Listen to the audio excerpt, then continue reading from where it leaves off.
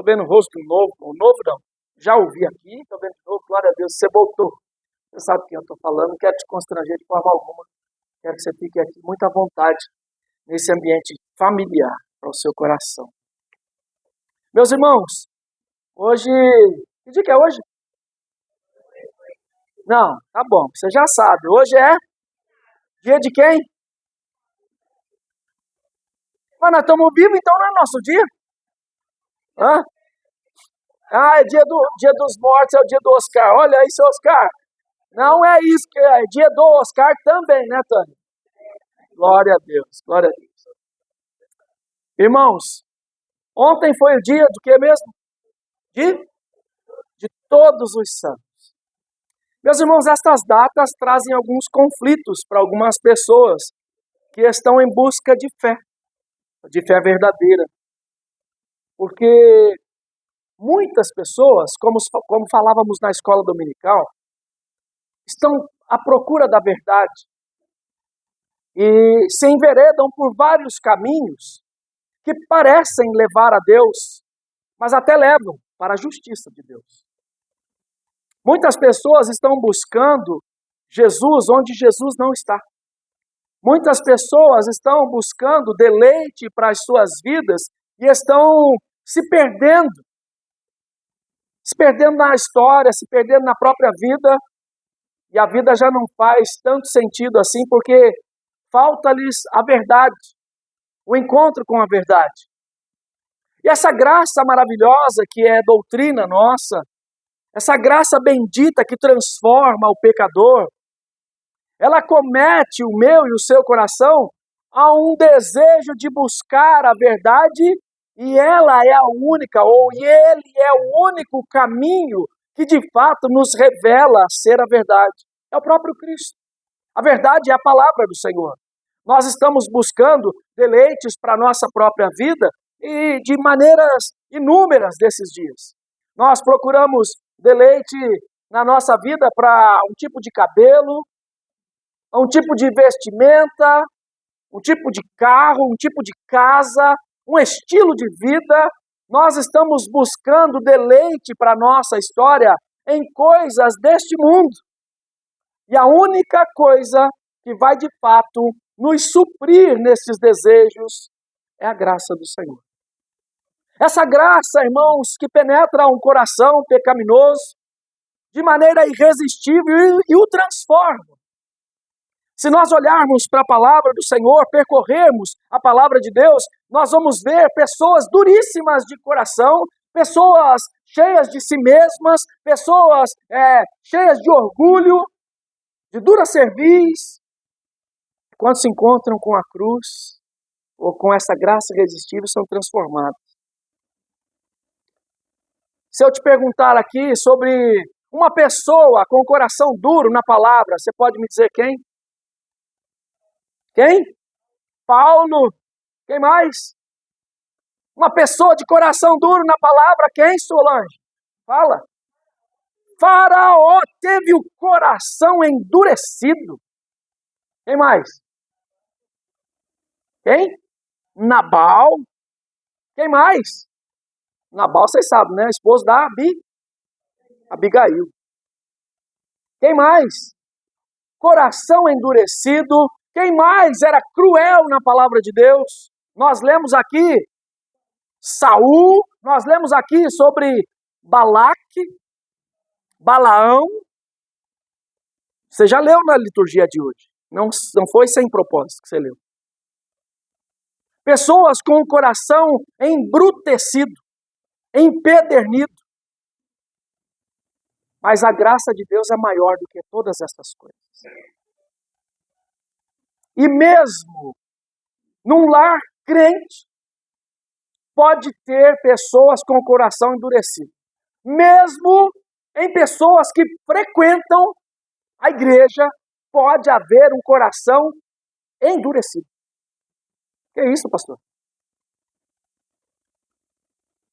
A história do rei Ezequias, um homem piedoso, um servo piedoso na sua casa, na sua família, conta-nos isso. Ezequias, você sabe muito bem que obedecia, honrava a Deus, e houve até a sua enfermidade. E o que houve com a enfermidade dele?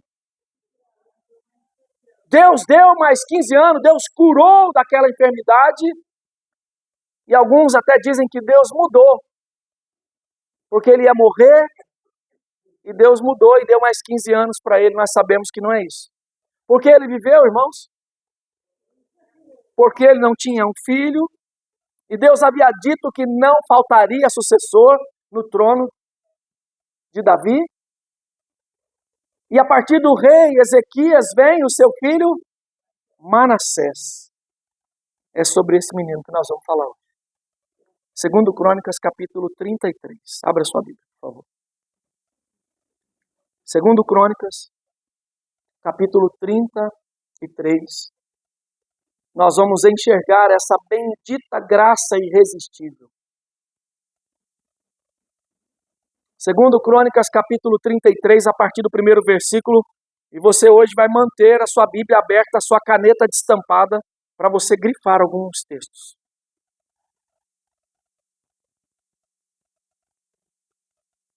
Segundo Crônicas 33 diz assim: tinha Manassés 12 anos de idade quando começou a reinar, e 55 anos reinou em Jerusalém. Fez o que era mal perante o Senhor, segundo as abominações dos gentios, que o Senhor expulsara de suas possessões de diante dos filhos de Israel. Pois tornou a edificar os altos que Ezequias, seu pai, havia derribado. Levantou altares aos Balaíns, fez poste ídolos, e se prostrou diante de todo o exército dos céus, e os serviu. Edificou altares na casa do Senhor, da qual o Senhor tinha dito: em Jerusalém porei o meu nome para sempre. Também edificou altares a todo o exército dos céus, nos átrios da casa do Senhor. Queimou seus filhos como oferta no vale do filho de Inom, adivinhava pelas nuvens, era agoureiro, praticava feitiçarias, tratava com necromantes, feiticeiros, e prosseguiu em fazer o que era mal perante o Senhor, para o provocar a ira. Até aqui, mantenha a sua Bíblia aberta. Nós nos curvamos diante desta graça irresistível, bendita do Senhor. E pedimos a Ti, Senhor, favorece-nos aqui nesta hora, para que compreendamos o que o Senhor está falando ao nosso coração. E traz, ó Pai, aplicações práticas a partir da cruz de Cristo ao nosso coração. Em nome de Cristo, nós oramos. Amém. Estou escutando barulho, é um celular que está tocando, o que está tocando? Põe no mudo aí, por favor. Meus irmãos, a história deste rei é uma história marcante, porque é uma história de dura cerviz, ao mesmo passo que agora ouvintes ou entendedores desta graça maravilhosa que acometeu o nosso coração de maneira salvífica, transformadora, graça essa que atingiu o coração de Paulo, graça essa que atingiu o coração de tantas pessoas no Velho e no Novo Testamento, graça essa que atua ainda hoje no meio da igreja. A partir desta história, eu e você vamos percebendo quão duro é o meu e o seu coração e quão facilmente nos afastamos do Senhor. Traduzindo para os nossos dias, Manassés era filho de crente. Manassés provavelmente vinha ao culto infantil.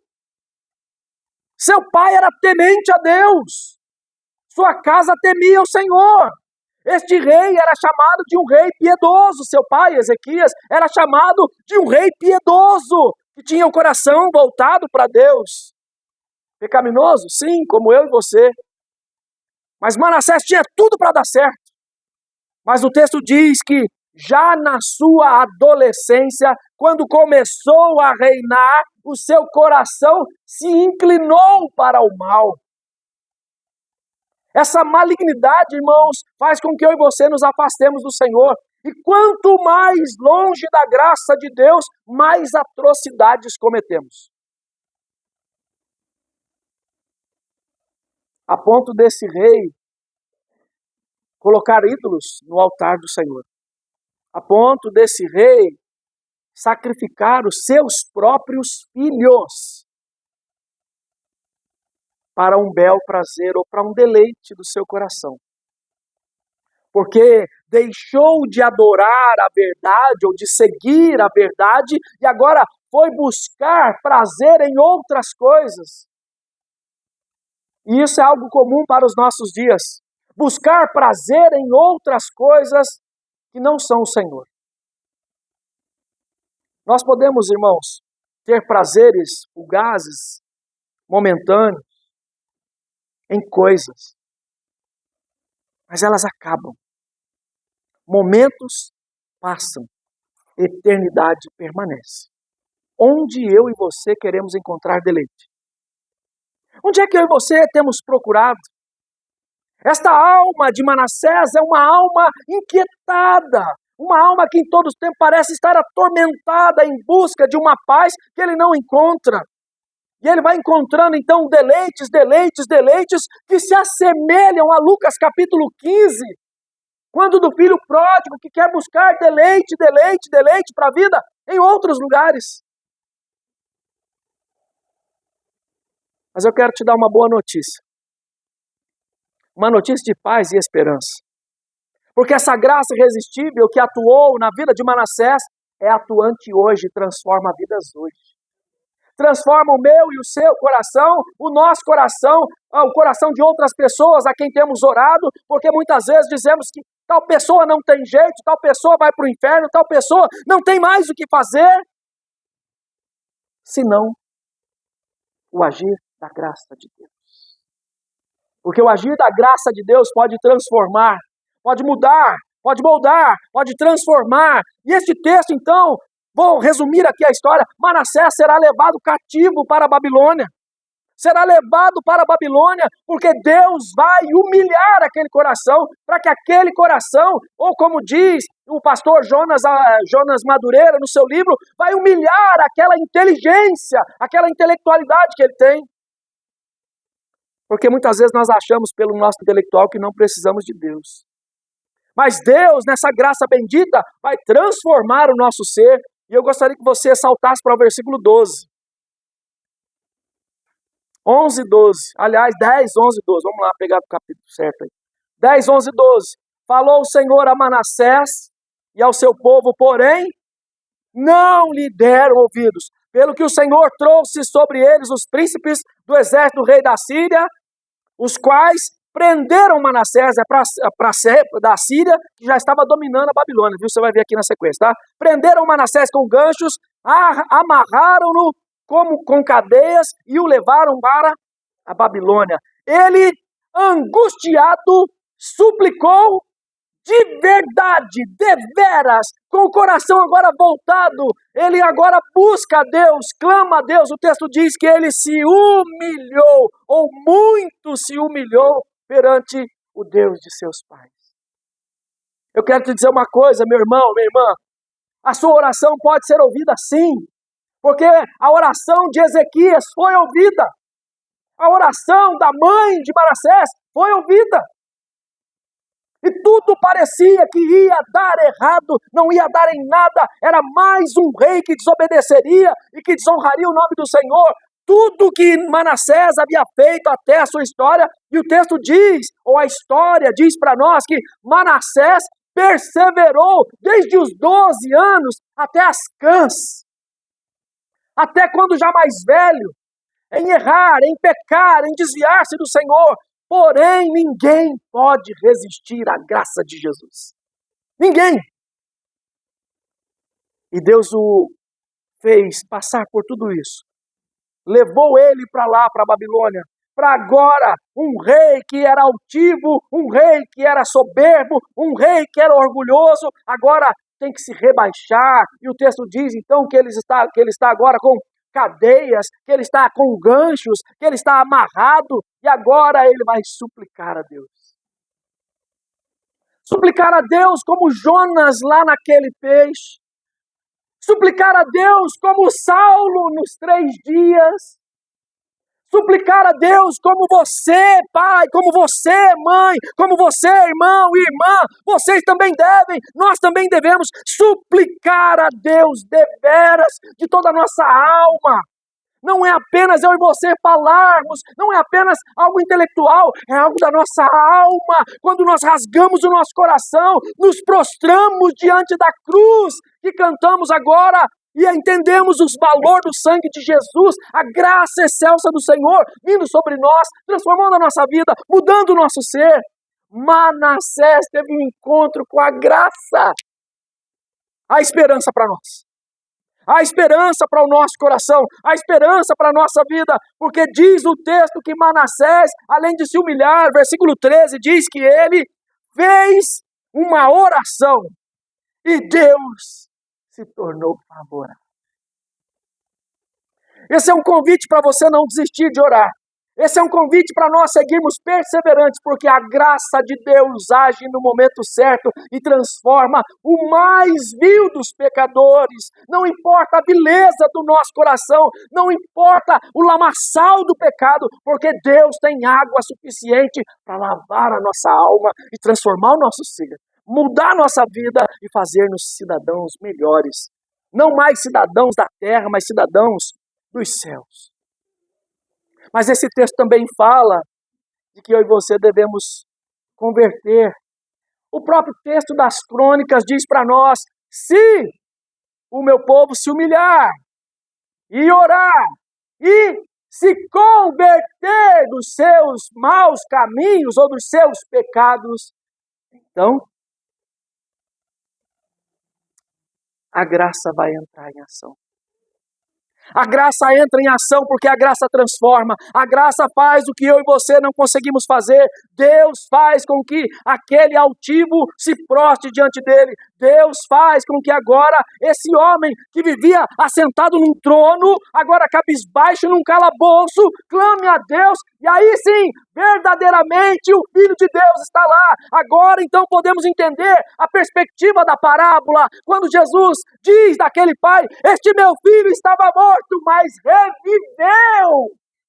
O nosso Deus é o Deus poderoso que faz isso, que transforma a esperança para a nossa vida, a esperança para a sua vida, pecador. A esperança para a sua vida, sim, para você abandonar os seus pecados, abandonar essa vida, abandonar tudo que é longe de Deus e agora caminhar para próximo do Senhor, caminhar nas veredas plenas e planas do nosso Deus. Há esperança para nós. Louvado seja Deus, porque há esperança para nós em Cristo Jesus.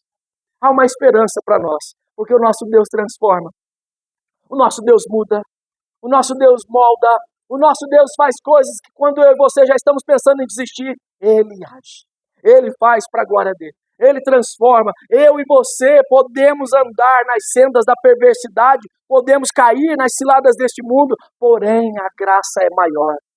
Porém, o poder da cruz é maior, é melhor para a nossa vida. E agora o texto diz para nós que esse homem está agora voltado para o Senhor. Esse homem agora, olha para o texto, por favor, versículo 13.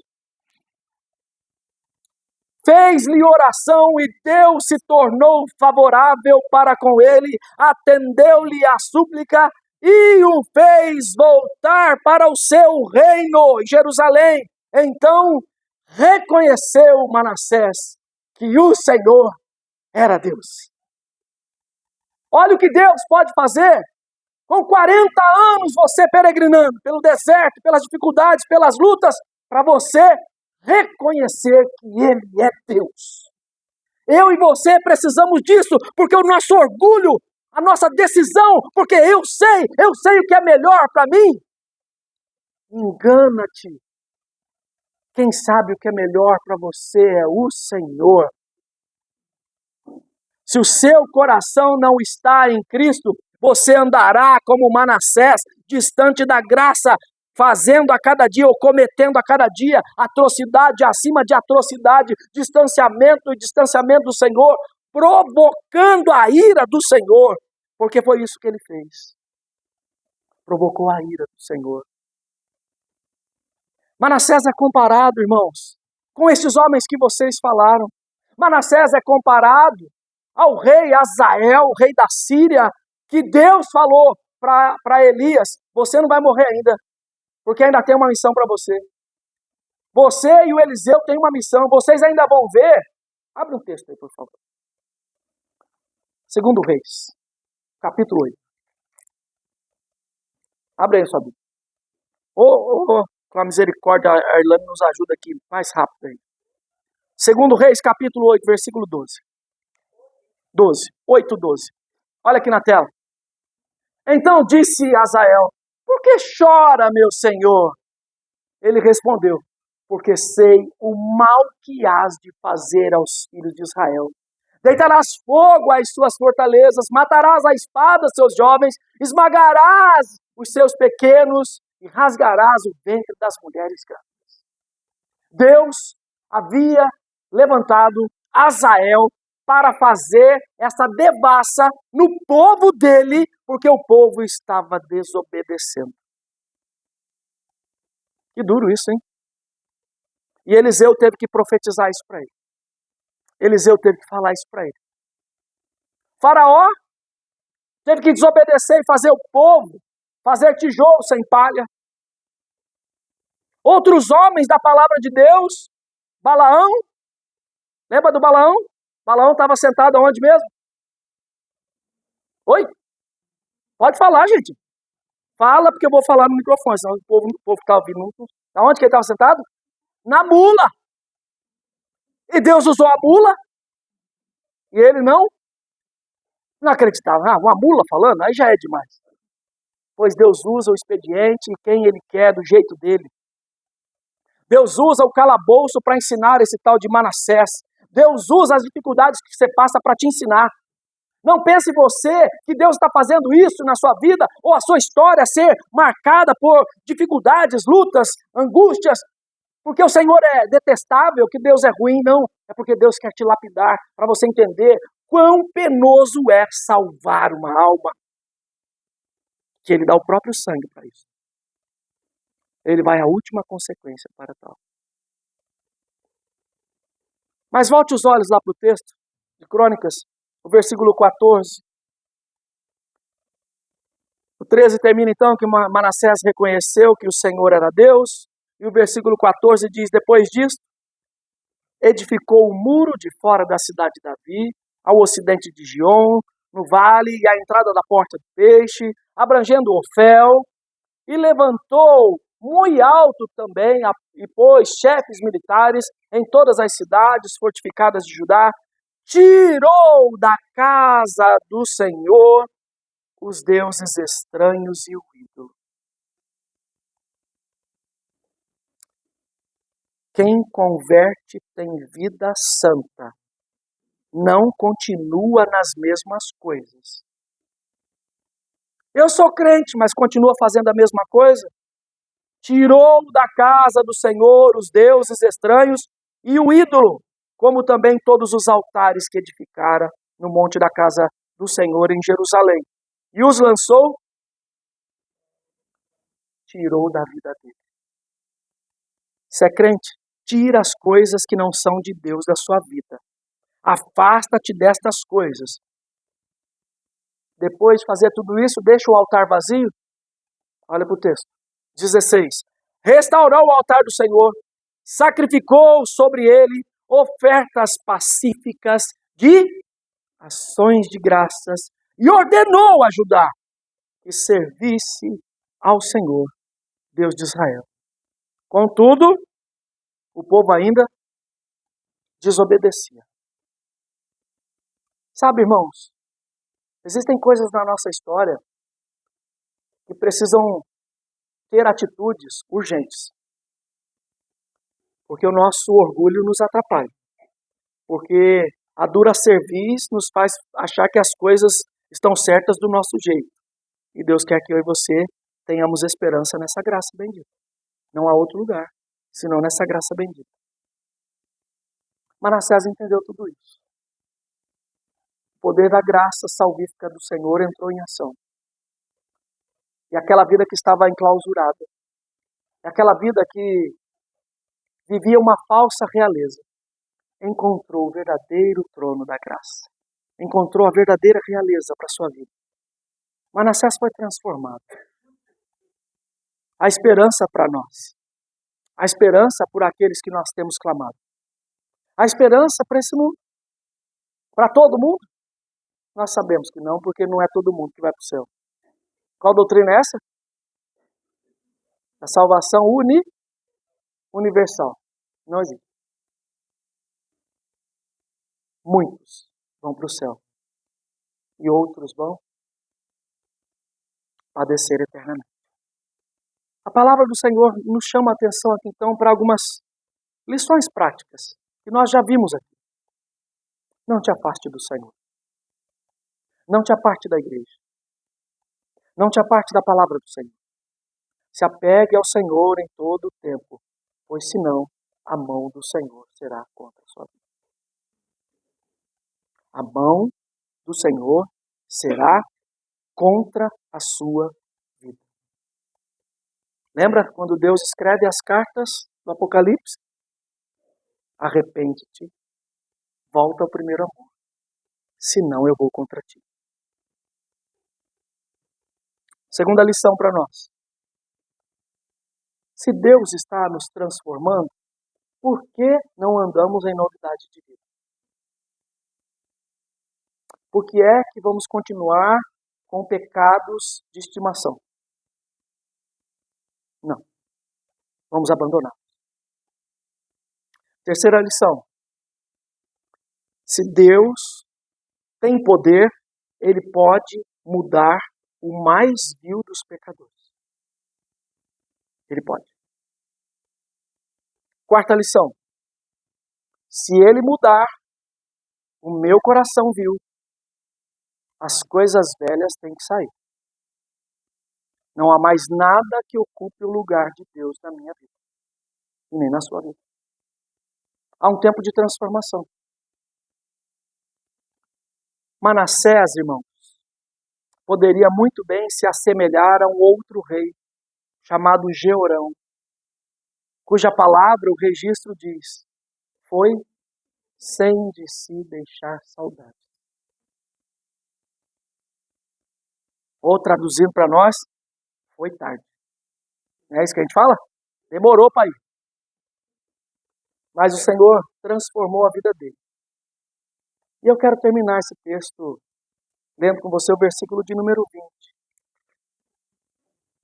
Assim, Manassés descansou com seus pais e foi sepultado na sua própria casa. Sabe o que o texto está dizendo? Ele não foi sepultado em qualquer lugar. Era como se, no início aqui, principalmente do Brasil e da cidade de São Paulo, onde os crentes não podiam ser enterrados em cemitérios católicos, e por isso em São Paulo temos o cemitério dos protestantes, Manassés não foi enterrado em outro lugar, foi enterrado junto com os crentes. Nós, irmãos, vamos ter essa alegria em Cristo Jesus. Se descansarmos no Senhor, se bem que a Tânia está aí, né? Nós vamos esperar a volta, né, Tânia? Nós vamos ser arrebatados, nós seremos restaurados aí enquanto subimos. Diz a... Amém, irmãos. Diz a palavra de Deus, então, que Manassés descansou. Por que descansou? Descansou porque foi para o deleite eterno. Para aquilo que a palavra de Deus chama de o seio de Abraão. Porque se Manassés tivesse ou estivesse no mesmo lugar em que o rico estava, seria angústia, clamor, sede, desespero. Mas o texto diz que ele descansou. Que eu e você tenhamos este fim na nossa vida. Que as pessoas a quem temos orado tenham este fim. Descansaram no Senhor. Ao invés de ficarem atormentados sem o Senhor. Obedeça a Deus. Obedeçamos a palavra do Senhor. Honremos a Deus. E nos apercebamos da graça irresistível, maravilhosa, que atingiu o nosso coração. Você não precisa correr atrás de ídolos, ou deuses, ou santos. Você pode correr para a cruz e ter sua vida transformada. O Senhor aplica essa verdade.